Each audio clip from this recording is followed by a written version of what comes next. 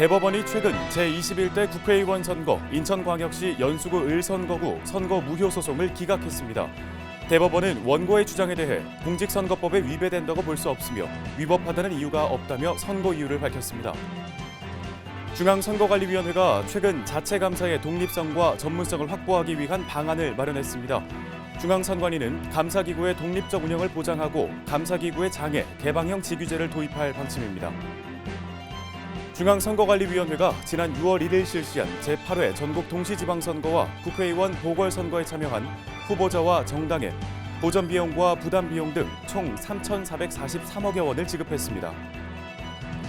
선거관리위원회가 블록체인을 기반으로 하는 온라인 투표 시스템을 시범 운영한다고 밝혔습니다. 시범 운영은 10월까지 온라인 투표 시스템 이용 기관과 내부 직원을 대상으로 실시됩니다.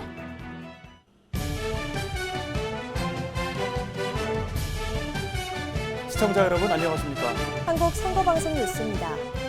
2020년 4월 15일 실시된 제21대 국회의원 선거 인천광역시 연수구 을선거구 선거 무효 소송이 최근 대법원에서 기각됐습니다. 대법원이 원고의 주장을 받아들일 수 없다며 이와 같이 선고했는데 자세한 내용 알아봅니다.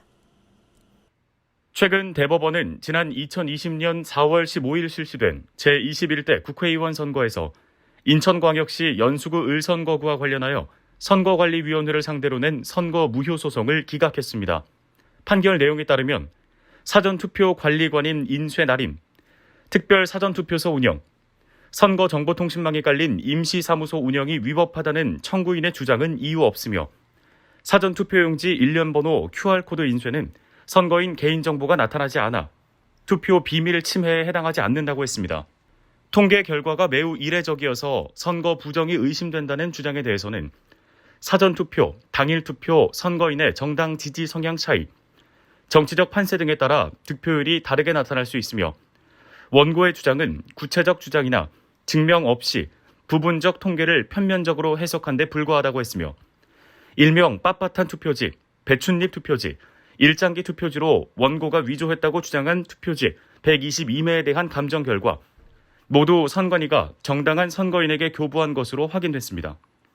대법원은 투개표 절차 전반에 수많은 사람들의 감시가 이루어지므로 위조된 사전투표지 투입 등 부정한 행위가 있으려면 고도의 전산기술, 해킹 능력, 대규모 조직, 막대한 재원이 필요할 것이나 원고는 부정선거 실행 주체가 누구인지조차 증명하지 못했으며 투표 단계에서 위조 투표지를 투입하고 이후 개표 단계에서 다시 전산 조작하였다는 주장은 그 자체로 양립하기 어렵다고 덧붙였습니다. 중앙선거관리위원회가 자체감사의 독립성과 전문성을 확보하기 위한 방안을 마련했다고 밝혔습니다.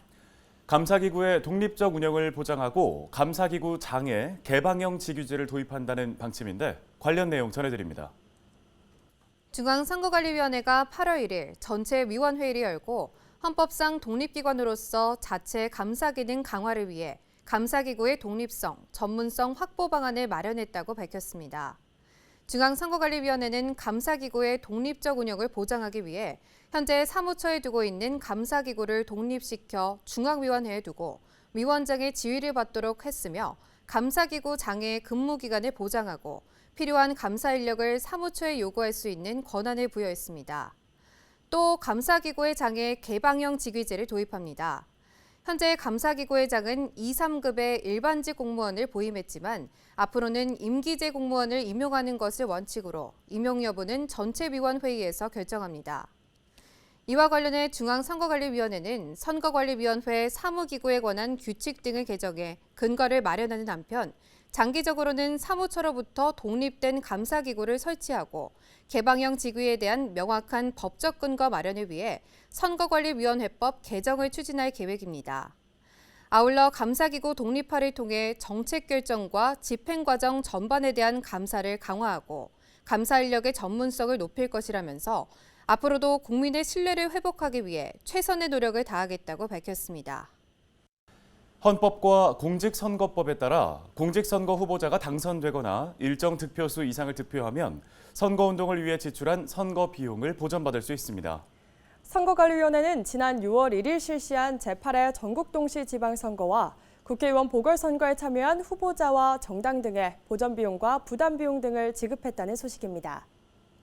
중앙선거관리위원회가 지난 6월 1일 실시한 제8회 전국동시 지방선거와 국회의원 보궐선거에 참여한 후보자와 정당이 청구한 보전 청구 금액 3,870억여 원 중 511억여 원을 감액한 보전 비용 3,359억여 원과 부담 비용 84억 6천만여 원 등 총 3,443억여 원을 지급했습니다. 제8회 전국동시 지방선거에서 선거 비용을 보전받는 지역구 후보자는 모두 5,532명으로 당선되거나 유효 투표 총수의 15% 이상을 득표하여 선거 비용 전액을 보전받는 대상자는 4,929명이고 유효 투표 총수의 10% 이상, 15% 미만을 득표하여 선거 비용의 50%를 보전받는 사람은 603명입니다. 국회의원 보궐선거는 전체 후보자 15명 중 14명이 선거 비용 전액을 보전받습니다. 공직선거법에 따라 보전 비용을 지급한 후라도 미보전 사유가 발견되거나 당선 무효된 자 등은 보전 비용을 반환해야 하며 위법 행위에 소요된 비용이나 선거 비용 축소 누락, 업체와의 이면 계약을 통한 리베이트 수수, 정치자금 사적 부정 용도 지출 등 불법 행위가 적발될 때에는 해당 금액을 반환하게 합니다. 중앙선거관리위원회는 정치자금 범죄를 신고한 사람에게는 최고 5억 원의 포상금이 지급되고 그 신분은 법에 따라 철저히 보호된다며 적극적인 신고와 제보를 당부했습니다. 선거관리위원회는 국가기관, 지방자치단체 등 공공기관 단체가 모바일과 웹 환경에서 투표, 개표를 실시할 수 있는 온라인 투표 시스템을 지원하고 있습니다. 선거관리위원회가 블록체인 기술을 적용한 온라인 투표 시스템을 시범 운영한다고 합니다. 관련 소식 전해드립니다. 선거관리위원회가 블록체인을 기반으로 하는 온라인 투표 시스템을 시범 운영합니다. 블록체인 등을 적용한 온라인 투표 시스템의 시범 운영을 통해 개선 사항을 반영하고 최종 기능을 점검 보완하여 블록체인 기반의 온라인 투표 시스템을 안정적으로 운영하기 위해 마련됐습니다.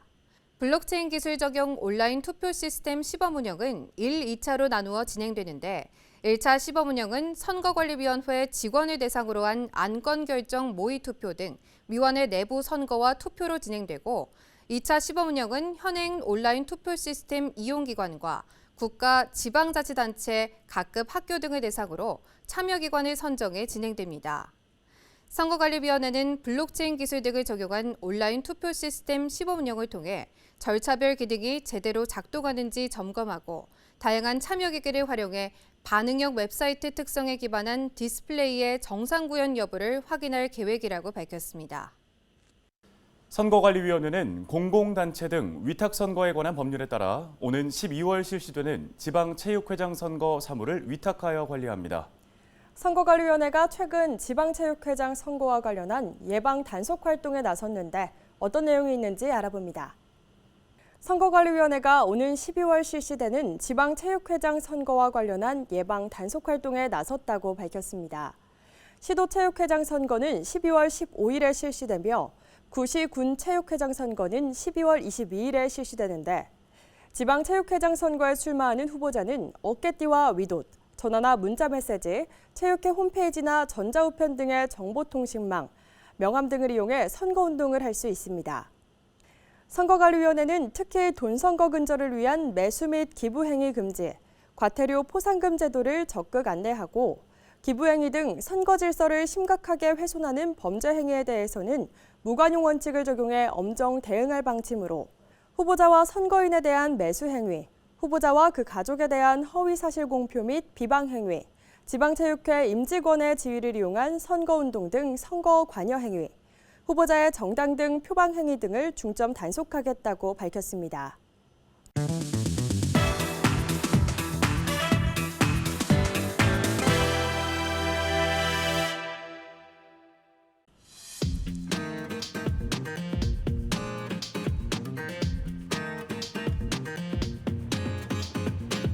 일상에서 선거나 정치, 민주주의와 관련된 단어를 자주 듣고 접하게 됩니다.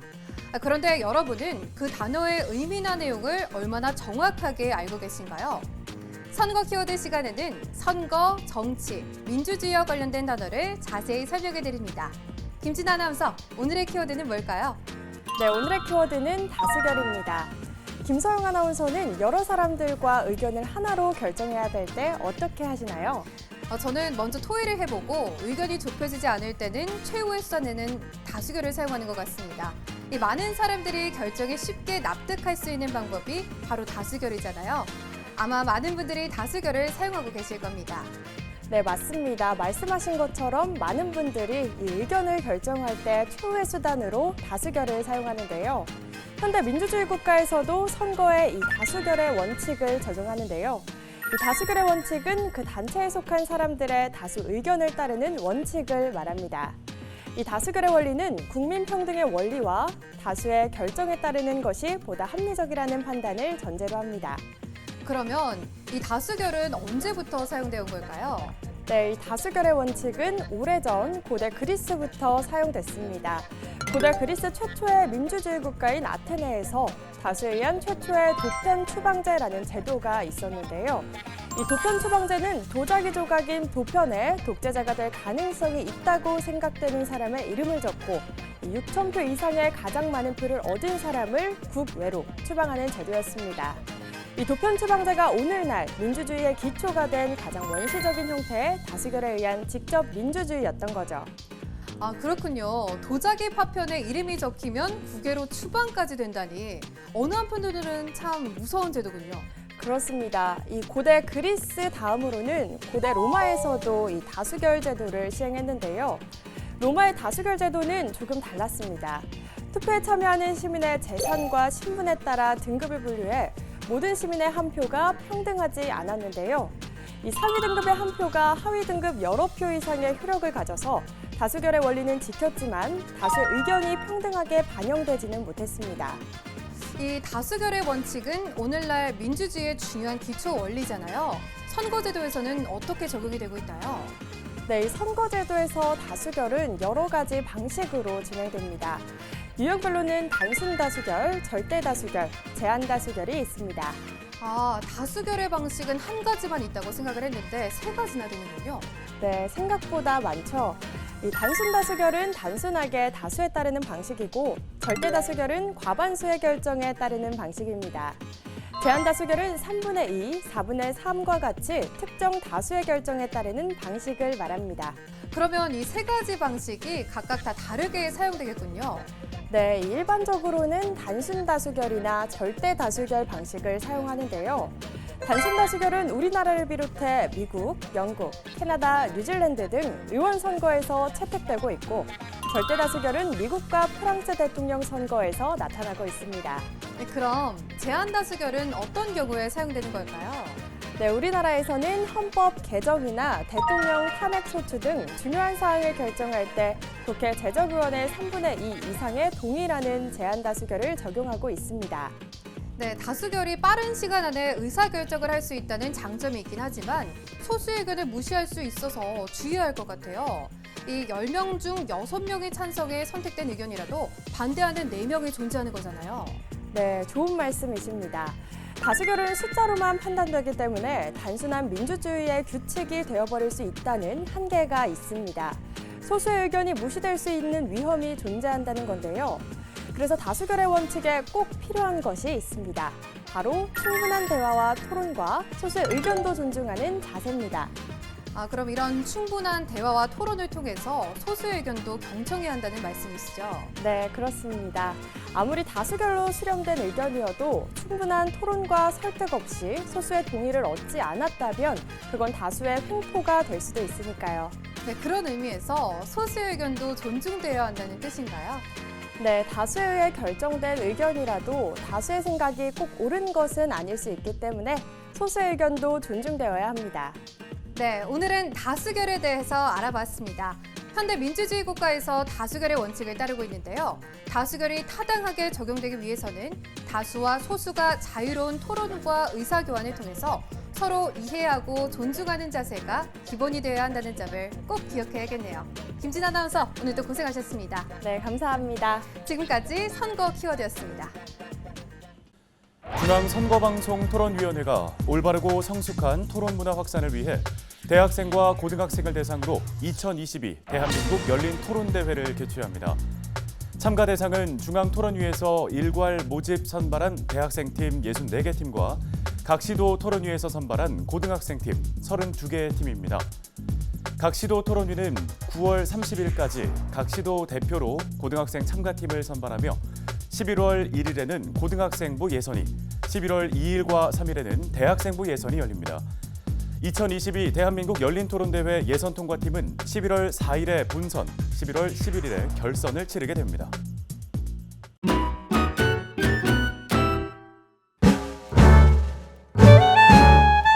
안녕하세요. 저는 서예가 서고 원명환입니다. 반갑습니다.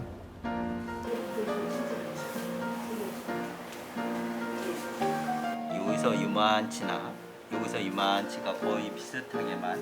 제가 서예를 한지는 36년째 하고 있습니다. 그리고 우리나라 전통 서예뿐만 아니라 전각이라고 그래서 작품을 찍을 때 사용하는 도장 이런 것을 새기는 것을 하고 있습니다. 심정적 필정이라고 그러는데 마음이 바르면 글씨도 바를 수밖에 없는 거거든요. 정신을 담아낼 수 있는 그릇과 글을 쓰는 어떤 행위적인 측면에 있어서의 어떤 기능과 이런 것이 함께 어우러질 수 있는 그런 특징이기 때문에 그런 측면은 상당히 다른 것보다는 좋은 것 같아요. 어렸을 때 초등학교 때 가르쳤던 친구가 군대를 간다고 찾아오고 이렇게 하는 거가 서예를 함으로써 그런 정감적인 부분이 많이 교감이 되지 않았나라는 생각이 들더라고요. 그래서 그런 거는 상당히 보람적인 것 같긴 해요. 서예학원은 경제적인 부분이 가장 윤택할 때 제일 나중에 들어오는 게 서예학원이고 또 경제가 제일 나쁠 때 영순위로 탈퇴를 하고 나가는 부분이 서예학원인 것 같아요. 제가 그래도 갈 수 있는 거는 제 마음이 이제 좋아서 하는 일이기 때문에 경제적인 부분은 어렵다 하더라도 마음만이 풍년이기 때문에 제 나름으로는 그걸 가지고 가는 거죠. 예, 올해 저 같은 경우는 2월 달에 인사동에서 만 35년 만에 첫 개인전을 했어요. 그래서 앞으로는 이제 이런 개인전이라는 부분도 많이 펼쳐서 제 나름의 예술적 역량을 많이 이제 보여줄 필요도 있을 것 같고 제자분들과 함께 더 폭넓은 콜라보레이션이라든가 실험작도 한 번은 이렇게 펼쳐 보일 수 있는 그런 계기는 될 것 같습니다.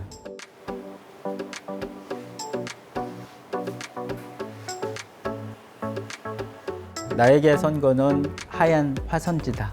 하얀 화선지는 누군가가 어떤 그림을 그리고 어떤 글을 쓰냐에 따라서 그 여백을 채워나갈 수 있는 거거든요. 채워지는 것들이 어떻게 무엇으로 채워지느냐가 또한 중요하기 때문에 저는 선거란 화선지, 하얀 화선지라고 생각을 합니다. 예.